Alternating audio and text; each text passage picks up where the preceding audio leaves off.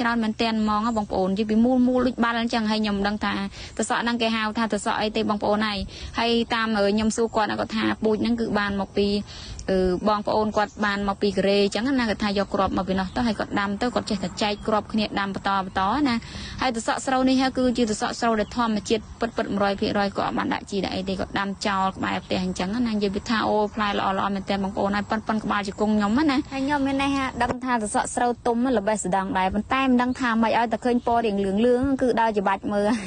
ឆ្ងល់ខ្លួនឯងដែរនិយាយទៅតសក់ស្រូវនេះហើយនឹងតសក់ស្រូវយើងអាធម្មតានោះគឺដូចគ្នានៅពេលដែលទុំគឺវាល្បេះស្ដងហើយស្រួលសម្គាល់មែនតែនហើយចំពោះតសក់ស្រូវនេះបងប្អូននិយាយទៅភាគច្រើនណាគឺវាប្រេះកគូតណាប្រេះកគូតជា3ជា4អញ្ចឹងណាហើយបាទមួយនេះវិញសង្កថាអត់ឃើញស្លឹកទេអត់មានស្លឹកបដ ாய் ឃើញតែដើមនិយាយទៅផ្លែដែរណានិយាយពីថាដើមមើលតសក់ស្រូវនេះបំបានប៉ះហើយមិនបានពើងមើលគូតហើយក៏មិនបានច្បាច់ទៀតគឺអត់ចិត្តហ្មងនិយាយថាឲ្យតែឃើញផ្លែគឺនឹងតែពើងមើលហើយច្បាច់មើលដឹងអាម៉េចដែរឆ្ងល់ខ្លួនឯងដែរអញ្ចឹងណាបងប្អូនហើយធ្លាប់សួរគាត់ដែរថាតសក់ហ្នឹងគេញ៉ាំមកខ្ចីកើតអត់អីអញ្ចឹងណាដូចតសក់យើងអត់ណាតាមពិតទៅគាត់ថាតសក់ហ្នឹងគឺ